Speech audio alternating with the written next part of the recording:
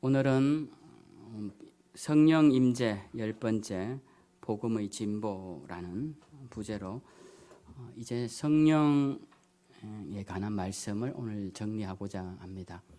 또 앞으로 할 기회가 있겠지만 이제는 지금까지 해오던 성령 임재 설교는 오늘 마무리를 짓고 다음 주에는 이제 고난주간, 고난주일 설교와 그 다음 절은 부활주일 설교, 이렇게 절기 설교를 하도록 하겠습니다. 여러분, 우리가 사도행전을 지금 읽어 나가고 있는데요. 사도행전을 본문으로 삼아 설교하기는 10번째인데 사도행전 말씀을 기록한 기록의 목적이 무엇일까요? 우리가 책을 읽을 때 항상 쓰여진 의도와 목적을 생각하면서 읽게 되죠. 사도행전도 목적이 분명한 책이고 우리는 그 목적을 알고 이 책을 읽어 나가야 하는데요. 사도행전의 기록의 목적은 복음의 증거입니다. 복음의 증거. 사도행전 1장에 보면 예수님께서 승천하시기 전에 이런 명령을 하십니다. 오직 성령이 너희에게 임하시면 너희가 권능을 받아 땅 끝까지 가서 내 증인이 되리라. 주님이 명령을 하세요. 굉장히 간단한 거죠. 너희는 가서 내 증인이 되어라, 이런 말씀입니다. 증인이 되기 전에 먼저 성령 충만을 받고 그 능력으로 가서 증인이 되어라 라는 말씀입니다. 그러니까 사도행전은 이 1장에서 예수님이 하신 이 명령이 2장, 3장, 4장을 통하여서 28장까지 계속적으로 어떻게 이루어지는가를 보여주는 책이 사도행전의 내용입니다. 그러므로 이 사도행전을 읽으면서 우리가 기억해야 하는 부분은, 또 우리가 관심을 가지고 우리 삶에 적용시켜야 할 부분은 우리도 예수 그리스도의 증인이 되어야 한다라는 그 당연한 명제를 가지고 우리가 이 성경을 읽어야 한다라는 것이죠. 우리가 요즘 이단들 중에 하도 이단들이 극성이라 많은 이단들이 있어서 좀 요즘은 뜸하지만 예전부터 오래된 이단 중에 하나가 여호와의 증인이라는 이단이 있습니다. 물론 이단이라는 말을 하는 이유는 그들이 우리와 많이 다르기 때문에 그런 이야기를 하는데요. 여호와의 증인들은 우리와 다른 것이 그들은 예수님을 구원자로 믿지 않습니다. 예수님을 훌륭한 분으로는 믿지만 그분을 통해 구원에 이르는 하나님의 아들로 믿지 않아요. 그래서 그들은 여호와의 증인이다라고 말을 합니다. 그런데 우리 그리스도인들은 어떤 자들이냐? 우리는 그들과 반대로 우리는 예수의 증인이다. 그들이 여호와의 증인이면 우리는 예수의 증인이고, 우리는 예수님께서 너희는 나의 증인이 되어라 라고 하셨기 때문에 그들처럼 우리도 가는 곳마다 예수의 증인된 삶과 모습들이 나타나야 한다라는 것입니다. 사도행전을 읽는 이들에게 사도행전은 무엇을 주고 싶으냐 하면 우리를 예수의 증인이 되게 하고 싶은 마음이 이 사도행전 면면에 들어가 있다라는 것입니다. 오늘 우리는 이제 10번의 성령 임재 설교를 듣게 되고요. 이를 첫 주부터 한 성령 충만에 관한 설교를 치면 12주에 걸쳐 성령님에 관한 설교를 듣게 됩니다.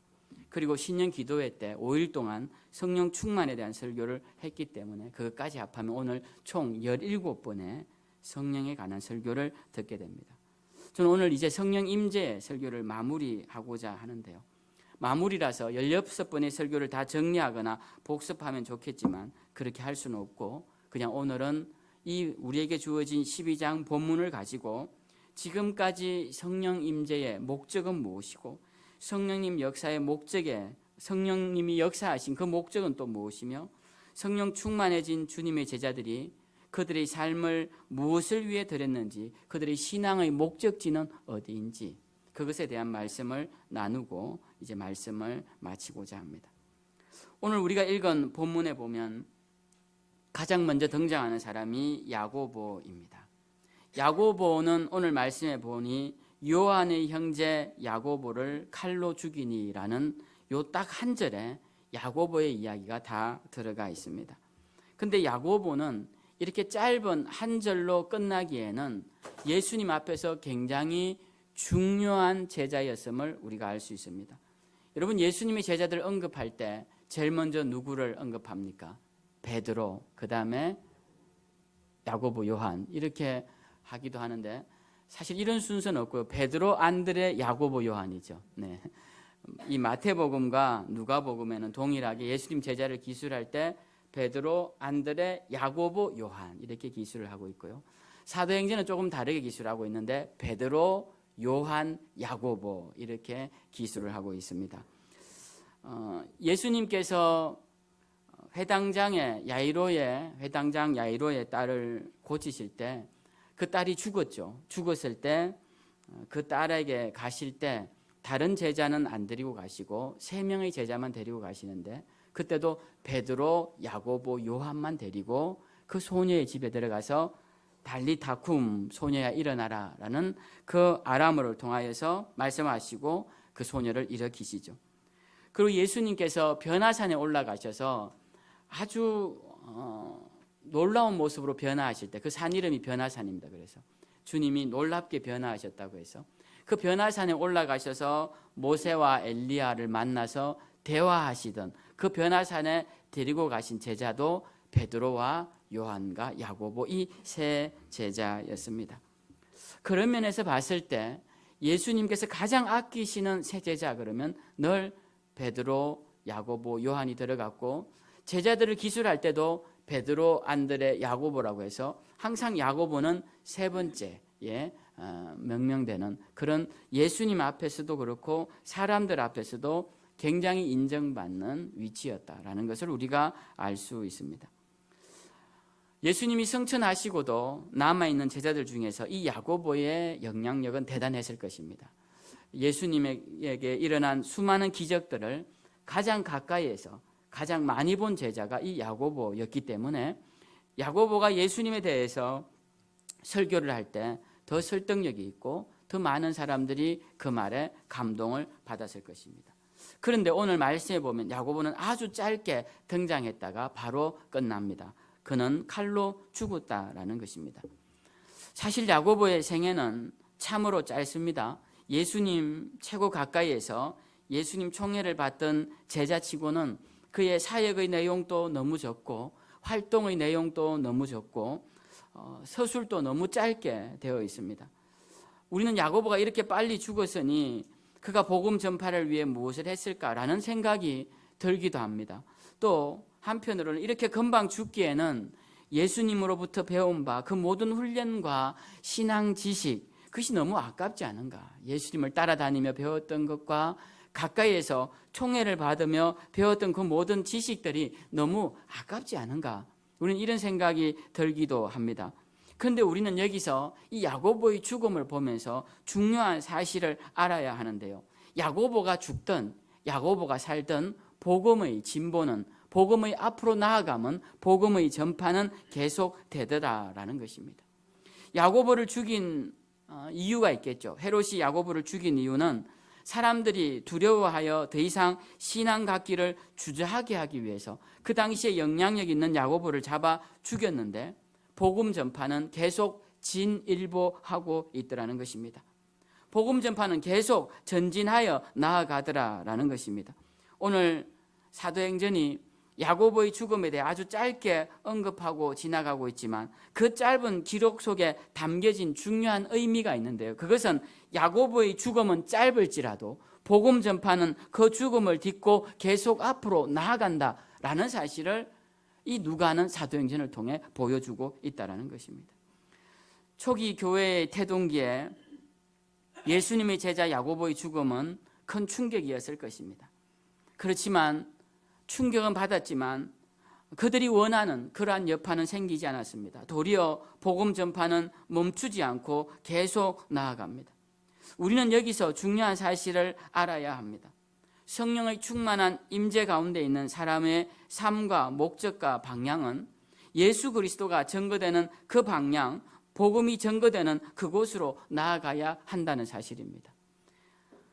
야고보는 죽어서 그의 죽음이 짧게 끝났지만 그 죽음을 통하여서도 복음이 증거된 것처럼 우리는 야고보의 모습을 보면서 우리가 사는 것이면 사는 것으로, 죽는 것이면 죽는 것으로, 방법이 어떠하든 형태가 어떠하든 우리의 신앙의 목표는 예수 그리스도가 증거되는 그 방향으로 나아가야 한다는 사실입니다.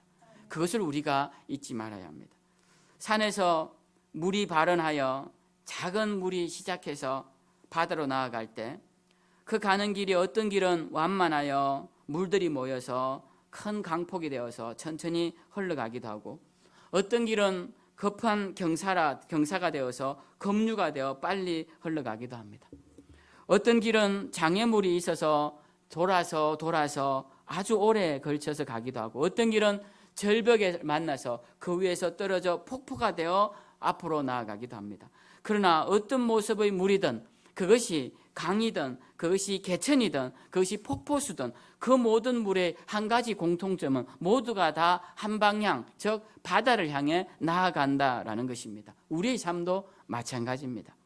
야고보처럼 아주 짧게 사역을 하다가 주님의 부르심을 받기도 하고, 그의 쌍둥이 형제 요한처럼 평생을 순교당하지 않고 그의 생명이 다할 때까지 오래오래 살다가 교회 안에 머물며 사역을 감당하기도 합니다. 똑같이 태어난, 한날 한시에 태어난 형제이며 똑같이 예수님의 사랑을 받던 애제자였지만 둘의 걸어가는 길은 상당히 달랐다라는 것입니다.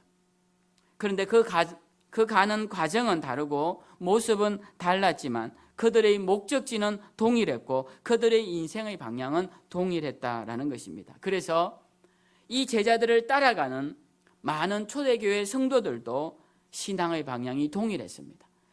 이 야고보처럼, 이 요한처럼 그들도 예수 그리스도를 전하는 자리라면 죽음의 자리든 사는 자리든 가리지 않고 그 길로 나아갔다라는 것입니다.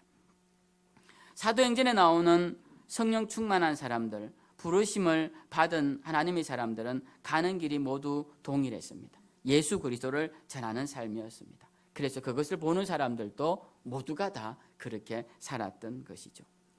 오늘날 교회 안에서 주일학교가 무너지고 있다라는 이야기를 하고 청년들이 믿음을 물려받지 못한다라는 이야기를 합니다. 여러분, 왜일까요? 교회만의 문제일까요? 그렇지 않습니다. 학교 교육 안에서 학교의 교육이 무너지고 학교 안에 있는 학생들이 온전한 배움의 길을 걷지 못한다는 그런 문제점들은 학교 안에서도 교육계에서도 이미 나온 지 오래입니다. 왜 그럴까요? 교육이 문제일까요? 주일학교 프로그램이 부족하고 학교 교육 프로그램이 부족하고 가르치는 선생님들의 수준이 낮거나 그래서 그럴까요? 저는 그렇지 않다고 생각합니다. 오늘날 교육과 모든 교회의 프로그램들은 예전보다 훨씬 좋아졌다고 생각합니다. 가르치는 선생님들의 수준도 훨씬 높아졌습니다. 그렇지만 배우는 아이들의 상태는 예전보다 더 뜨겁지 않고 배움의 길을 통해 자기 자신의 인격이 변화되어서 사회에 올바른 기여와 공헌을 하는 부분에 있어서는 많이 미약한 것을 보게 됩니다. 그것이 교회 안에서도 똑같이 나타나고 있죠. 저는 왜 그럴까 생각해 봅니다. 그 이유는 우리 가정들이 무너졌기 때문에 그렇다고 생각합니다. 교육이라는 것은, 가장 중요한 교육이라는 것은 가정에서 일어나는 것을 보게 됩니다. 저는 제가 목회를 하면서 주님의 길을 걸어가는 때 이 길을 누가 가르쳤을까 생각해 봅니다. 제가 주일학교 프로그램이 좋았을까 생각해 보면 제가 주일학교 때 배웠던 것들은 가장 기억에 남는 것은 그때 불렀던 찬양, 그리고 동화 이야기를 해줬던, 무서운 이야기를 해줬던 동화 선생님, 그리고 설교 때 목사님이, 제가 들었던 목사님은 말씀을 더듬는 목사님이셨습니다. 말을 더듬는 목사님. 그래서 말씀도 더듬으시고 때로는 예화로만 가득 찬 그런 설교를 들었습니다. 저는 제가 이 길을 걷는데 주일학교 프로그램이 훌륭했거나 주일학교 선생님들이 훌륭해서라고 생각하지 않습니다. 물론 그분들의 역할이 컸고 그분들에게서 받은 바가 있지만 그것 때문이 아니라 제가 이 길을 걷게 된 것은 어릴 때부터 보았던 부모님들의 신앙생활하는 모습, 특히 어머니의 신앙의 모습을 보면서 자연스럽게 따라왔다고 생각합니다. 제가 고등학교 때 포항에 혼자 무태 나와서 아무도 아는 사람이 없는 곳에서 하숙생활을 하며 교회를 다닐 때 주변에 아무도 교회를 다니지 않았습니다. 저 혼자 교회를 찾아서 가서 예배를 드렸던 기억이 납니다. 왜 그렇게 했을까 생각해 보면 어릴 때부터 교회를 다니시는 어머니의 모습을 제가 기억하고 있고 그것을 나도 모르게 따라하고 있었기 때문에 그렇습니다. 주일이 되면 주일날의 풍경이 아주 익숙합니다. 어머님은 단장을 하세요. 가장 예쁜 옷을 입으시고 가장 예쁘게 화장을 하시고, 그리고 그때 1,000원짜리 지폐를 아주 성경책에 하나 넣으시고 헌금하실 거라고 그렇게 넣어 놓으시고, 저한테는 헌금하라고 동전을 주셨던 기억이 지금도 납니다. 그때 예배 시간이 되면 저는 9시에 주일학교를 가야 했고, 어머니는 11시 예배에 항상 오셔서 예배를 드리셨던 기억이 납니다. 저는 그 모습을 가르쳐 주어서가 아니라 그 모습을 본 그대로 신앙생활하고 있는 저 자신을 보게 됩니다. 우리 자녀들이 신앙생활을 제대로 하지 않는다 그러면은 그것은 왜 그럴까요? 목사인 저의 모습이 바르지 않기 때문에 그렇다라고 생각을 합니다. 신앙이라는 것은 본대로 따라하기가 굉장히 쉽습니다. 우리 주일학교 아이들을 걱정한다면 우리 자신을 돌아보면 됩니다. 우리의 젊은 자녀들의 신앙이 걱정된다면 우리 자신의 모습을 보면 알아요.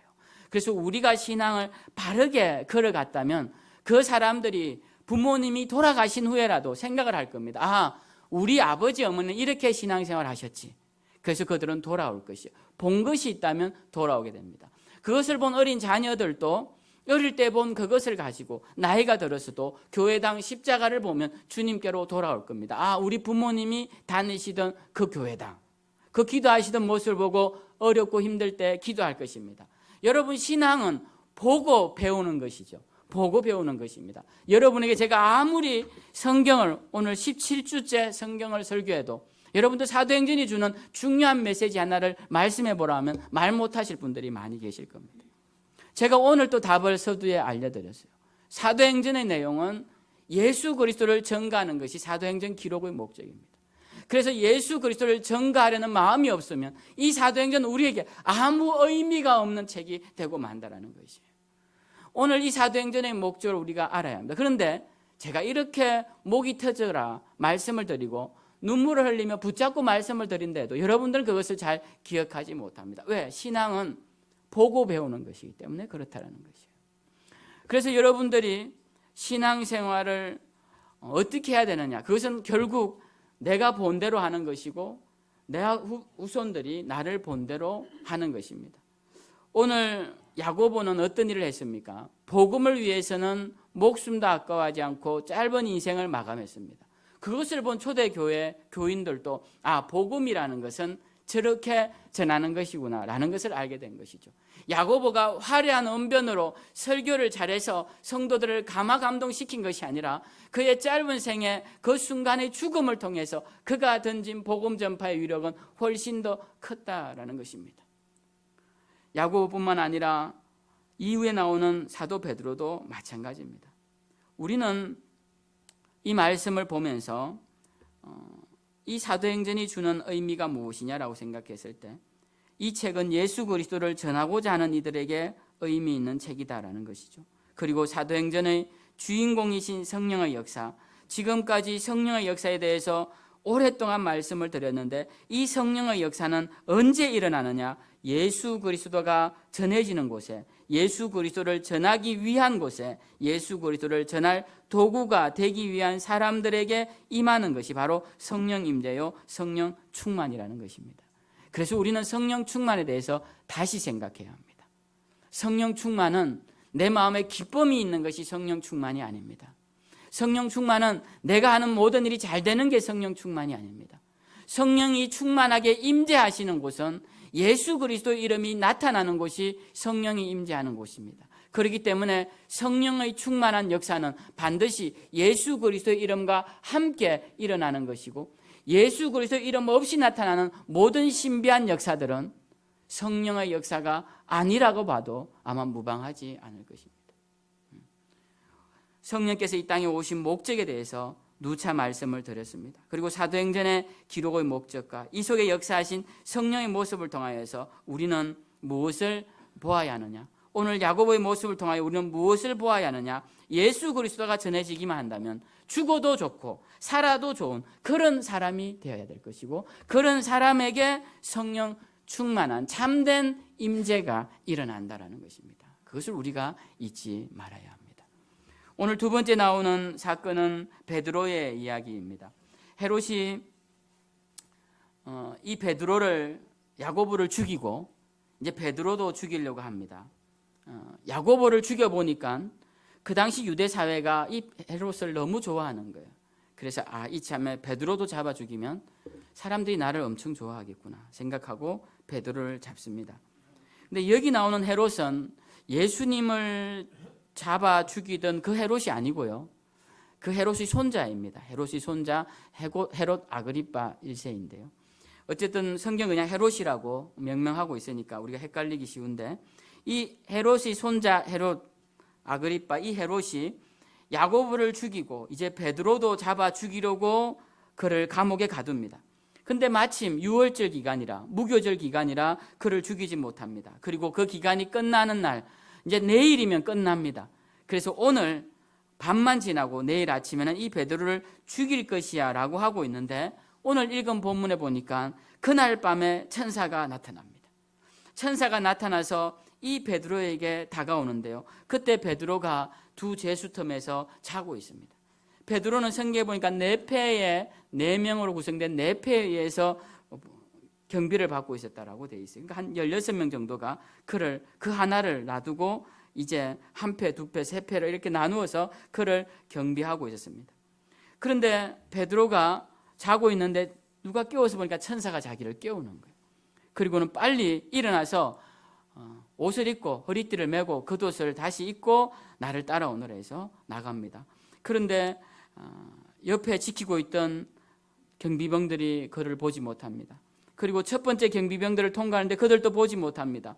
쇠사슬이 저절로 풀리고 쇠문도 그냥 막 열리는데 그들은 베드로와 천사를 보지 못합니다.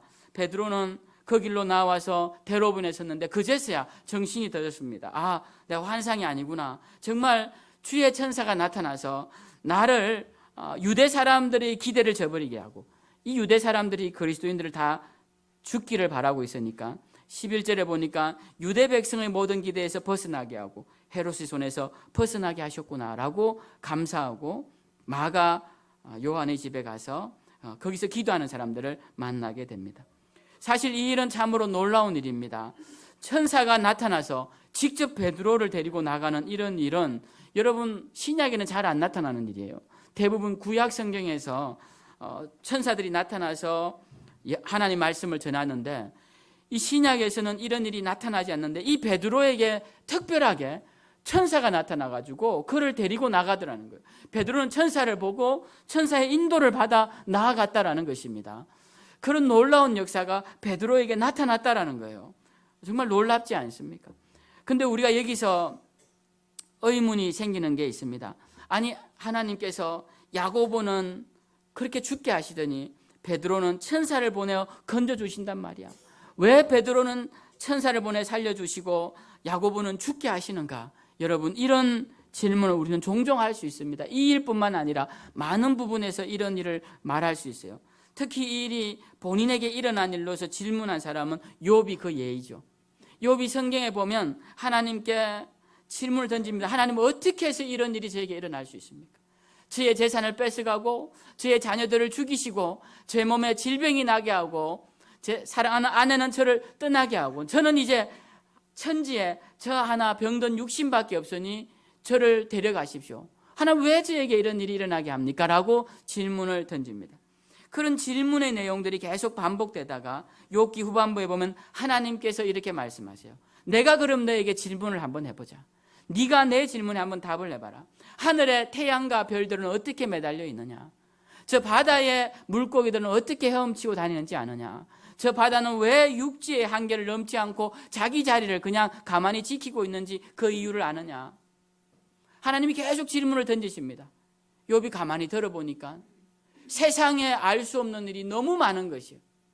세상에 알 수 없는 일이 너무 많은데 자기에게 일어난 이 한 가지 일 가지고 하나님 어떻게 이런 일을 하실 수 있습니까? 라고 질문을 해보니 그 질문이 너무 어리석더라는 거예요. 왜? 어차피 하나님의 일은 다 모르더라는 겁니다. 하늘에 별이 왜 달려있는지도 모르고 바다의 물이 어떻게 흘러가는지도 모르는데 나에게 일어난 이 일에 대해서도 어떻게 해서 그렇게 됐는지 자기 자신이 알 수가 없다는 거예요. 그 고백이라는 것은 결국 모든 일은 하나님의 섭리 안에 있군요. 모든 것은 하나님의 계획 안에 있군요. 저는 잘 모르지만 저에게 질병이 오고 제 자녀들이 죽고 제 재산을 다 잃어버리고 이 모든 일도 다 하나님의 섭리와 계획과 뜻하심이 있군요. 그 이유는 잘 모르겠지만 하나님의 뜻하심이 있군요라고 순종하게 되더라는 겁니다. 이것은 경험해 본 자만이 할 수 있는 고백이죠. 저도 잘 모릅니다. 책에 있는 걸 전달할 뿐이죠. 근데 오늘도 이 야고보와 베드로의 일에 대해서 우리가 왜 그런지 질문을 던지면 사실 잘 모릅니다. 왜 하나님은 야고보를 이렇게 죽이시고 베드로는 왜 이렇게 살리시는지, 야고보의 형제 요한은 순교시키지 않고 오래 살리시고 왜 그의 형제는 일찍 죽이시는지 사실 그런 부분은 잘 모릅니다. 하나님의 뜻이 어디에 있는지, 왜 그런지 여러분들이 저한테 질문을 하셔도 저는 답을 해드릴 수 없습니다. 그런데 오늘 이 베드로의 사건을 통해 보여주시고자 하는 분명한 의미는 있습니다. 그것은 뭐냐면 복음의 진보, 앞으로 나아가는 이 복음의 진보는 감옥으로도 막지 못한다는 사실입니다. 야고보의 사건은 무엇을 말씀하시느냐? 복음의 진보는 죽음으로도 막지 못한다는 것이고, 베드로의 이야기는 복음의 진보는 감옥으로도 막지 못한다는 것을 보여주기 위해 사도행전에서 이것을 기록하고 있다는 것입니다. 이 전체적인 큰 그림을 우리가 볼 수 있어야 돼요. 이 두 가지 야고보와 베드로를 가지고 왜 그럽니까? 라고 할 게 아니라 야고보를 죽게 하셔도 죽음을 극복하고 복음은 나아갈 것이고, 베드로가 감옥에 갇혀도 감옥문을 열고서라도 복음은 앞으로 나아가게 할 것이라는 그 복음이 주인공이라는 것이죠. 그 복음을 따라 우리도 앞으로 나아가라고 던지시는 말씀이 바로 이 사도행전이라는 것입니다. 그러니 우리는 야고보와 베드로의 모습을 보면서 하나님께서 우리를 향하신 뜻과 계획이 있으시다면 우리는 어떤 상황에서도 절망하지 말아야 한다는 사실, 그것이 어떤 결과를 가져오든 간에 주님의 뜻을 바라보고 나아가야 한다는 사실을 잊지 말아야 할 것입니다. 사도 바울은 일평생 복음을 전하면서 많은 어려운 일을 당합니다. 그 중에서도 죽을 뻔한 일을 당한 적이 있는데요, 그때를 회상하며 바울은 이렇게 다짐합니다. 고린도후서 1장 8절 말씀인데, 형제들아, 우리가 아시아에서 당한 환난을 너희가 모르기를 원하지 아니하노니 힘에 겹도록 심한 고난을 당하여 살 소망까지 끊어지고, 우리는 우리 자신이 사형 선고를 받은 줄 알았으니 이는 우리로 자기를 의지하지 말고 오직 죽은 자를 다시 살리시는 하나님만 의지하게 하심이라. 바울은 이렇게 고백합니다. 살 소망까지 끊어졌고 이젠 정말 죽었구나 생각될 정도로 큰 고난을 받았는데, 그때 정말 사형 선고를 받았는 줄 알았는데 지나놓고 보니 이 모든 일들을 통하여서 하나님이 우리 자신을 의지하지 말고 오직 죽은 자를 다시 살리시는 하나님만 의지하라고 그러시는구나 라는 사실을 알았다는 거예요. 근데 제가 이 말씀을 읽으면서 사도 바울이 자기 자신을 의지했으면 얼마나 의지했을까 이런 생각이 듭니다. 사도 바울만큼 훌륭한 사람이 얼마나 찾기 어렵습니까? 그는 예수님을 만난 후에 일평생을 예수를 위해 산 사람입니다.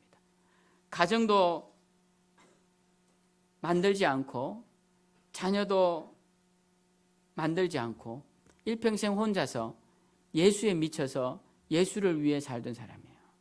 마지막 죽는 순간까지도 복음을 전하다가 로마의 차디찬 감옥에서 목 베어 죽임을 당하는, 그의 일생 오직 예수를 위해 산 사람이, 그가 자기 자신을 의지하면 얼마나 의지했겠느냐라는 거예요. 그런데도 불구하고 하나님께서 시련을 주실 때 그는 어떤 생각을 했냐면, 하나님이 나를 의지하지 말라고 하시는가 보다, 그런 생각을 했다라는 것이요. 그렇다면 우리는 어떻게 해야 되는가? 우리는 그보다 더하지 않습니까? 우리는 적어도 바울보다 더 온전히 주님 일을 하지 못하는데 우리 가운데 시련이 닥치면 어떤 생각을 해야 하느냐는 것이죠. 우리도 마찬가지로 내가 더 주님을 의지해야 하는구나, 그것을 주시는 주님의 음성이구나 라는 것을 우리가 깨달아야 한다는 것입니다. 우리에게 닥치는 시련과 환난이 원망과 불평의 제목이 아니라 내가 좀 더 편한 곳을 나아가기 위한 어떤 또 다른 방법이 아니라 이 자리에서 하나님이 나에게 다시 한번 내가 더 하나님을 의지하게끔 하시기 위한 주님의 사랑의 부르심이구나, 그걸 우리도 사도 바울처럼 깨달아야 한다는 것입니다. 오늘 세 번째, 이제 12장에 나오는 또 한 사건을 살펴보겠습니다. 세 번째 오늘 12장에 나오는 사건은 헤롯의 죽음입니다. 이 헤롯이 12장 20절에 보면 갑자기 죽게 되는데요. 이 헤롯이 그 당시 굉장히 큰 영향력을 가진 로마 제국의 분봉왕이었습니다. 이 로마 제국은 그 민족성을 살려서 그 민족을 통치할 수 있는 분봉왕, 로마에서 임명한 왕들이 또 그 지역과 그 작은 소국들을 통치하게끔 하는 구조였습니다. 그러니까 그 당시 갈릴리와 이 유대 지역과 이 인근을 통치하던 분봉왕이 헤롯 아그리파 1세였는데요.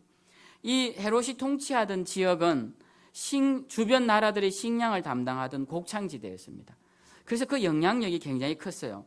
근데 해변에 있던 페니키아의 두로와 시돈이라는 도시는 무역으로 굉장히 도시가 크고 번성했지만 곡식을 조달할 땅이 없는 거예요. 그런데 이 헤롯과 사이가 나빠졌습니다. 그러니까 헤롯이 금수령을 내려요. 곡식을 수출하지 않도록 금수령을 내립니다. 그러니까 이 두로와 시돈이 헤롯과 화친하려고 헤롯 가까이에 있는 이 블라스도라는 이름도 나오는데 이 사람을 통해서 화친하려고 애를 씁니다. 그래서 결국 화친하게 돼요. 화친하게 되고 그리고 그러다 보니까 이 헤롯의 영향력은 더 커지는 겁니다. 사람들이 헤롯에게 더 잘 보이려고 하고. 어느 날 헤롯이 이제 왕복을 입고 백성들을 모아놓은 큰 광장에 단상에 올라가는데 사람들이 막 크게 불러요. 막 소리를 지르고 하면서 마치 헤롯을 신이 왕림한 것처럼 그렇게 막 소리를 지릅니다.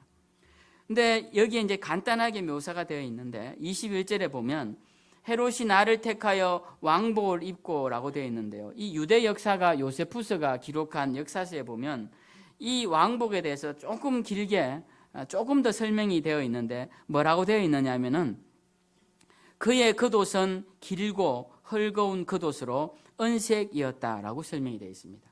그러니까 그가 입은 왕복이라는 것이 어떤 색이었냐면 은색, 햇빛을 받으면 반짝반짝 빛나는 은빛 나는 색을 길게 내려가지고 헐렁하게 입고 이렇게 걸어가는 겁니다.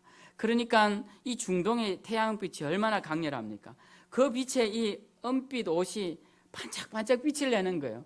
그러니까 모여있던 사람들이 이렇게 보니까 그의 모습이 마치 신이 하늘에서 내려온 것 같아요. 이 이제 연출을 하는 것이죠. 여러분 이단이나 사이비 교주들이 이런 연출을 굉장히 잘합니다. 여러분 혹시 목회자들이 뭐 반짝반짝한 이런 막 빛난 옷 입고 막 이상한 말 하면 저분 좀 문제가 있다 생각하셔도 아마 크게 틀리지 않을 수 있어요. 이 보이는 것 갖고 연출하는 거, 이거 헤롯 시대부터 해서 히틀러까지 다 독재자들이나 뭐 악한 자들이 주로 하던 방법입니다. 사람들 현혹하는 거, 보이는 것으로 현혹하는 거. 헤롯도 이제 그렇게 현혹을 하죠. 그러니까 사람들이 그 소리에 막 그 모습에 막 열광을 합니다. 그 영향력도 세니까. 그러니까 이 헤롯이 그 소리에 좋아서 마치 자기가 신이 된 것처럼 하나님이 된 것처럼 하다가 23절에 보니 헤롯이 영광을 하나님께로 돌리지 아니하므로 주의 사자가 곧 친히 벌레에게 먹혀 죽으니라. 일순간에 죽어버렸다는 거예요. 일순간에 죽어버립니다. 여기서 벌레 먹혀 죽다는 이 벌레 먹으냐는 단어는 여기에 딱 한 번 나오는데요. 정확히 어떻게 죽었는지 모르는데 이 같은 책, 요세푸스가 쓴 같은 책에 보면 헤롯이 급성복통으로 5일간 앓다가 고통 속에 죽었다라고 묘사가 되어 있어요. 근데 이 누가는 이 사도행전을 누가가 썼죠. 누가는 의사입니다. 직업이 의사예요. 누가복음도 쓰고 사도행전도 썼고 그렇기 때문에 헤롯의 병에 대해서 좀 더 자세히 설명할 수 있어요. 근데 역사가인 요세푸스보다 더 간단하게 언급하고 지나갑니다. 왜 그랬을까요?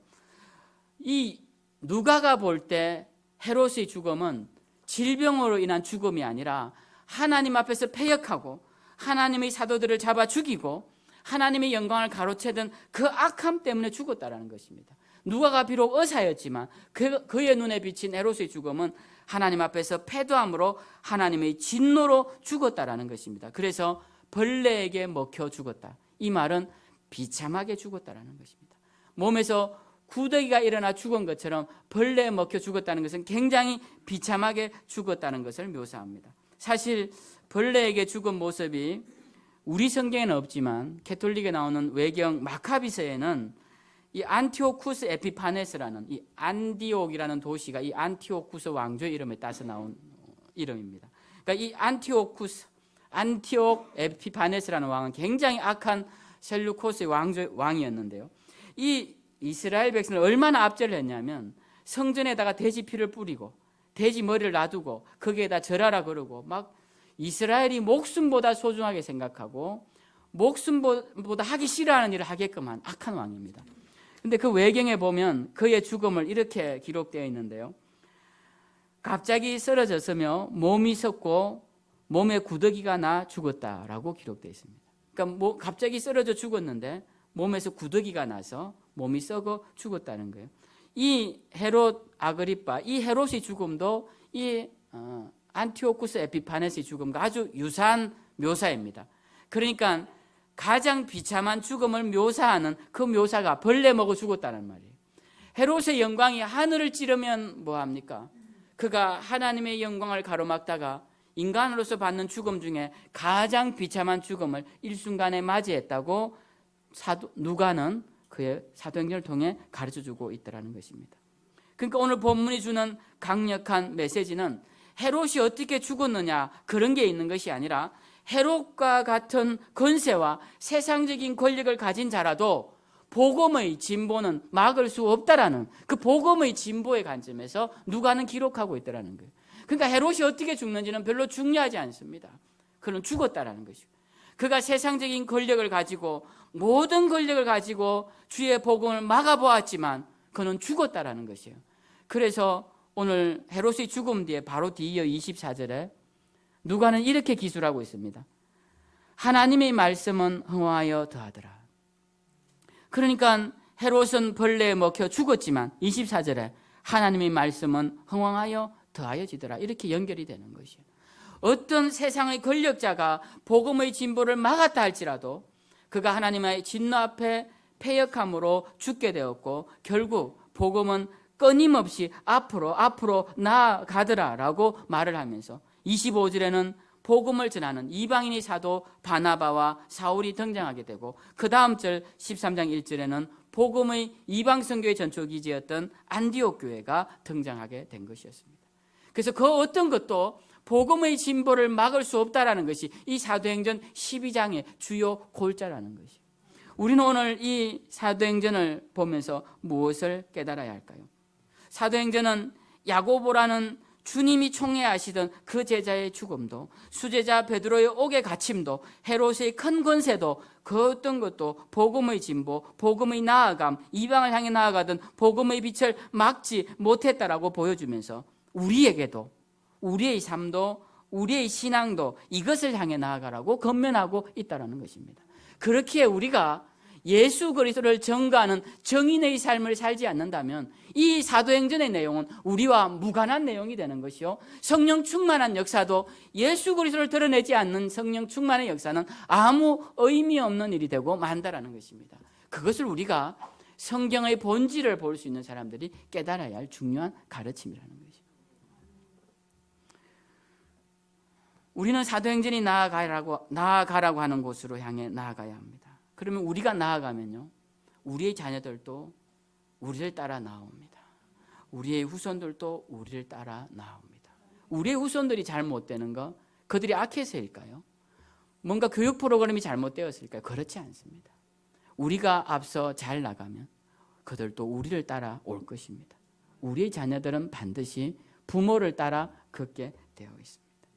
삶의 방향이, 여러분의 인생의 방향이 복음에 맞춰 보십시오. 그러면 우리를 아는 사람들이 그 복음을 향해 눈길을 줄 것입니다. 그것이 우리에게 복되고 가치 있는 것입니다. 저는 여러분에게 사도행전을 마치면서 장황하고 길고 뭔가 더 큰 다짐을 여러분과 나누고 싶지만 긴 시간 나누었기 때문에 이 사도행전이 주는 강력한 메시지를 더 나누고 싶지만 이 오늘 사도행전 12장만 가지고 그나마 나누고 싶은 것은 우리도 야고보처럼, 우리도 베드로처럼, 사도 바울처럼 똑같은 사명을 받았다라는 것입니다.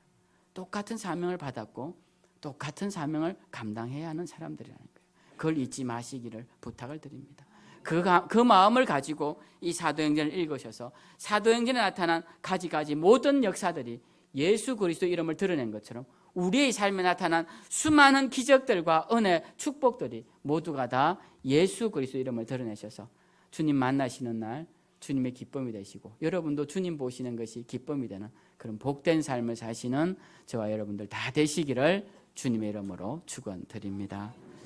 우리 이 시간 다 일어나셔서